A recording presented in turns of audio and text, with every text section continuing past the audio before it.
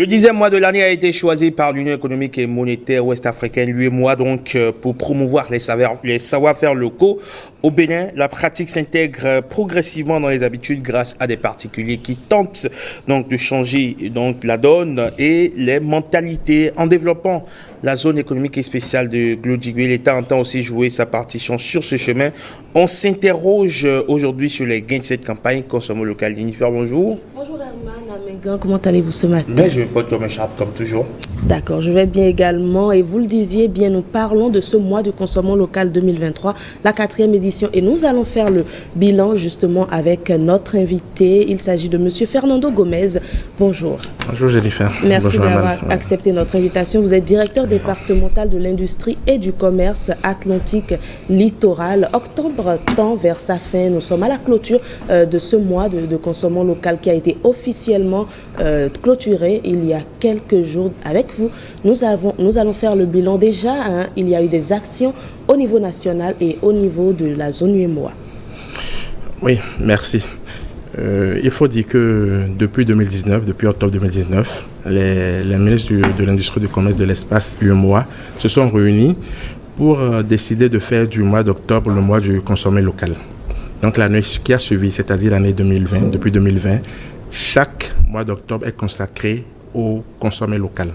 Donc il y a des initiatives qui sont prises, des activités qui sont menées. Alors, cette année, le Bénin a été choisi pour abriter la foire régionale qui a réuni tous les 8 pays membres de l'UEMOA. Ça s'est passé du 4 au 8 octobre passé à Cotonou. Et on ne s'est pas arrêté là. Dans le cadre de cette foire, il y a plusieurs autres activités qui ont été menées. D'accord. Et justement, le thème de cette année au niveau de l'UEMOA, c'est bien sûr la valorisation des ressources nationales par la transformation locale des produits, les habitudes de consommation au sein de la zone UEMOA. C'est justement ce qui a motivé cette initiative. Quelles sont les actions qui ont été menées dans ce sens? Merci. Il faut dire que quand les délégations étaient présentes au Bénin, nous avons déjà commencé par la visite de quelques industries locales, ce qui leur a permis de prendre contact avec le savoir-faire béninois. Ensuite, la foire proprement dite a été lancée avec beaucoup de forains qui sont venus de tous les pays membres de l'espace UEMOA. Ça a permis au public béninois de découvrir le savoir-faire de tous les exposants de l'espace. Et c'est une façon pour nous de stimuler la consommation locale parce que comme on le dit souvent, chaque produit que nous importons, c'est avec du chômage.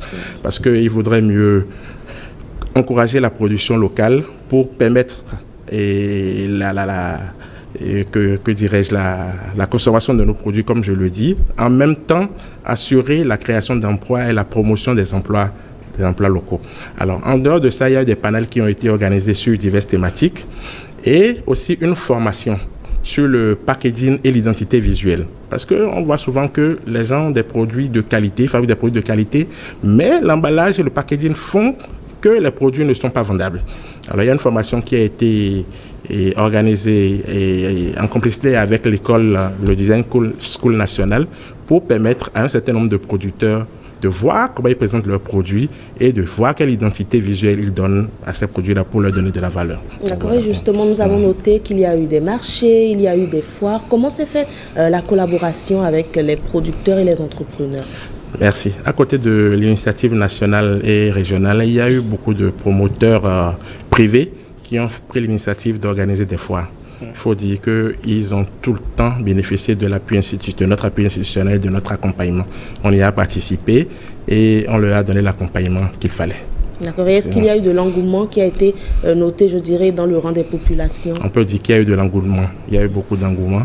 C'est vrai que ce n'est pas encore exactement ce que nous voulons, mais nous avons quand même observé un certain engouement de la part de la population. D'accord. Donc on peut dire qu'il y a eu des avancées quand même. Il y a eu beaucoup d'avancées. Et justement, au niveau national, nous avons eu une thématique en dehors de ce qu'il y a eu au niveau de l'UEMOA. Il s'agit du concept de prêt à consommer local à travers les aspects essentiels de notre quotidien, se loger, se nourrir et se vêtir. Pourquoi cette thématique?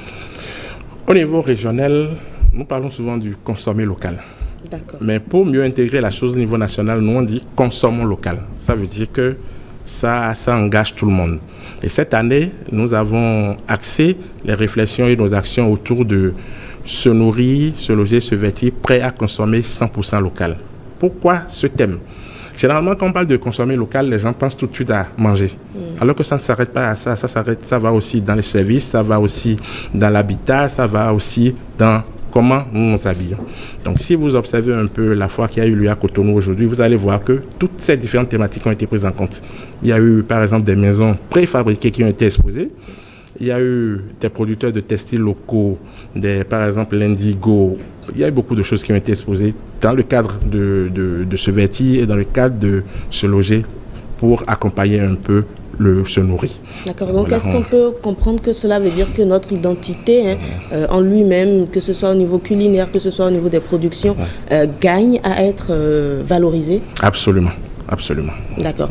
Alors, cela fait déjà 4 éditions. Je le disais, le gouvernement s'est engagé à travers justement votre ministère de tutelle à faire la promotion. Qu'est-ce qui a été fait jusque-là? Racontez-nous un peu le chemin qui a été parcouru. Bon, il faut dire que sous le leadership de Madame la ministre de l'Industrie et du Commerce, depuis 4 ans, il y a forcément une foire qui est organisée tous les ans. C'était au niveau national. Mais depuis 2021, l'initiative s'est retrouvée et a pris un relais au niveau des départements. Pas au niveau de tous les départements. Mais cette année, par exemple, l'avancée majeure, c'est que tous les départements ont eu à organiser ou sont en train d'organiser leur foire. Donc voilà les avancées qu'on peut noter. Et nous comptons aller plus loin et intégrer vraiment les communautés à la base, notamment les mairies, pour que le consommation local dont nous parlons aille beaucoup plus à leur niveau. Parce qu'il n'y a pas de développement local sans la consommation et la production de biens locaux. Mais que devient le consommé ou le consommation local après le mois d'octobre? On a l'impression que dès que la campagne s'achève, la pression retombe quelque peu et tout le monde retombe dans ses travers. Oui, c'est ce que nous voulons essayer d'éviter à partir de cette année. C'est ce que nous voulons essayer d'éviter. Donc déjà, nous avons recensé les forains. En tout cas, tous ceux qui ont eu à travailler avec nous cette année, nous sommes en train de discuter avec nos collègues des autres secteurs pour qu'un accompagnement leur soit fait, au moins à ceux-là, pour qu'au bout d'un an, on sache vers où on les a amenés. Parce que leurs problèmes sont divers. Il y en a qui ont des problèmes de financement, il y en a qui ont des problèmes d'emballage, comme je vous l'ai dit. Donc, des formations qu'il faut à chaque catégorie suivant leurs problèmes seront organisées et les accompagnements qu'il faut leur seront donnés. Ça fait quand même 4 ans que cette campagne-là est en train d'être organisée, ne serait-ce que dans la zone UEMOA. Est-ce que vous sentez qu'en 4 ans, on a fait des bons qualitatifs et quantitatifs? Je peux vous dire oui. On a fait des bons. Parce qu'aujourd'hui, quand nous parlons du consommation local, ça suscite beaucoup d'engouement. C'est vrai que j'ai un message tout particulier à livrer à l'endroit de nos élus. Quand nous avons organisé, par exemple, notre foire au niveau de l'Atlantique, peut-être qu'ils ne voyaient pas la chose comme il le fallait. Mais quand ils sont venus, j'ai senti un réel engouement. Par exemple, le maire de Tori, qui par ailleurs est le président de l'association des maires de l'Atlantique et de Littoral, a souhaité que l'année prochaine, je délocalise la foire chez lui. Donc ça veut dire que ça commence à se comprendre. Parce que le développement local, ça ne va pas s'arrêter sur les partenariats décentralisés ou sur la fiscalité. Il faut produire avant d'espérer récupérer de la fiscalité sur la production. Donc je lance vraiment un appel aux responsables de nos communautés pour qu'elles s'intéressent à la chose, pour que main dans la main, nous connaissions encore plus d'avancées. On a reçu sur ce plateau des personnes qui s'investissent au quotidien dans la promotion des savoir-faire locaux, notamment Sandra Idosso, que vous connaissez certainement très bien, qui organise avec l'appui de la CCI Bénin les jeudis de l'apéro, et qui estime qu'il faut quand même que de façon institutionnelle, il y ait ce qu'on appelle, cette réelle volonté-là et ce message qu'on adresse aux populations à travers les habitudes au plus haut sommet. Pourquoi pas les membres du gouvernement qui s'habillent en tenue locale lors des séminaires. Pourquoi on ne fait pas la part belle aux mets locaux? Pourquoi on ne mène pas un certain nombre d'actions vraiment réelles pour inciter les populations qui s'identifient à travers les autorités à divers niveaux pour à suivre la cadence? Je peux vous dire que beaucoup de choses se font, même si on n'a pas tout le temps les projecteurs braqués sur nous. Au niveau de notre ministère, dans le cadre de cette fois, par exemple, il y a une promotrice de des pagnes indigo, je ne sais pas si vous savez ce que c'est, qui a été totalement mise en lumière. On a profité de l'arrivée des délégations au Bénin pour faire le lancement de son espace de vente qui est situé à Ouida. Donc ça a permis à tous les exposants et à toutes les délégations qui sont arrivées de savoir qu'il y a quelque chose qui se passe au Bénin. Il y a un produit du Bénin qui s'appelle Indigo et vraiment c'était super. La chaîne nationale était d'ailleurs présente, je suis sûr que vous avez eu le temps de le voir. Donc il y a beaucoup d'autres initiatives comme ça qui se font sous le leadership de Madame la ministre et je voulais profiter de ce plateau pour la remercier parce qu'elle fait beaucoup. D'accord. Justement, ces différentes améliorations, comment peuvent-elles contribuer à booster l'économie nationale? Je n'ai pas bien suivi. Ces différentes améliorations notées au fil des ans, comment cela peut impacter positivement l'économie nationale? Donc, comme je vous l'expliquais tout à l'heure, nous ne pouvons pas développer notre économie sur la base de l'importation. La production locale crée de la valeur ajoutée. Et c'est la valeur ajoutée qui est la richesse d'une nation. C'est elle qui se partage entre les différents agents économiques. Donc il est important que nous faisions le plein phare sur les productions locales pour que les gens sachent ce qui se passe et qu'ils soient incités à consommer local. Tant qu'ils sont incités à consommer local, ça va être plus d'emplois, plus de richesse et plus de bénéfices à la nation. Est-ce que cette campagne du consommation local a réussi à fabriquer des champions ou de petits champions qui sont aujourd'hui en train de progresser? Je m'explique. Au détour de cette campagne, est-ce que vous avez pu révéler une entreprise qui fabrique, je ne sais pas, n'importe quoi, des galettes ou je sais pas, du liqueur et qui, grâce à ces projecteurs qui braquaient sur la consommation locale au mois d'octobre, a réussi à s'extirper du lot et a commencé par faire un chiffre d'affaires assez intéressant? Il y a des témoignages. Il y a des témoignages. Il y a par exemple une dame qui fait de la vaisselle locale qui, par le biais de nos foires, dont les activités ont connu un essor certain. Il y a par exemple une autre entreprise qui fait la production du vin d'ananas, qui nous a fait son témoignage aussi. Mais nous voulons aller plus loin cette année. À l'issue de cette fois, nous allons sélectionner au moins deux promoteurs sur lesquels nous allons faire un zoom. Depuis le processus de production jusqu'à comment ils font la distribution, comment ils font la vente. Et chaque année, nous allons rééditer ça pour permettre au moins de mettre en lumière un ou deux talents. D'accord. Et justement, cette célébration qui ne s'est pas tenue qu'à Cotonou, est-ce que vous pouvez nous dire un peu comment cela s'est fait dans les autres villes? Oui, je peux vous dire qu'au niveau de tous les chefs-lieux de département, en tout cas des pairs de département, quelque chose a été fait. Quelque chose a été fait au niveau de... Nous avons Cotonou, Parakou... Cotonou, Parakou, Porto-Novo. Bon, au niveau de Porto-Novo, ça s'est passé à Misrité. Ça a pris fin déjà. Cotonou, nous l'avons fait à Calavi, puisque l'édition régionale a déjà eu lieu à Cotonou. Nous avons préféré aller faire dans l'Atlantique. Et je peux vous dire que ça s'est bien passé. Ça a suscité vraiment l'engouement des populations et des promoteurs d'industrie locale.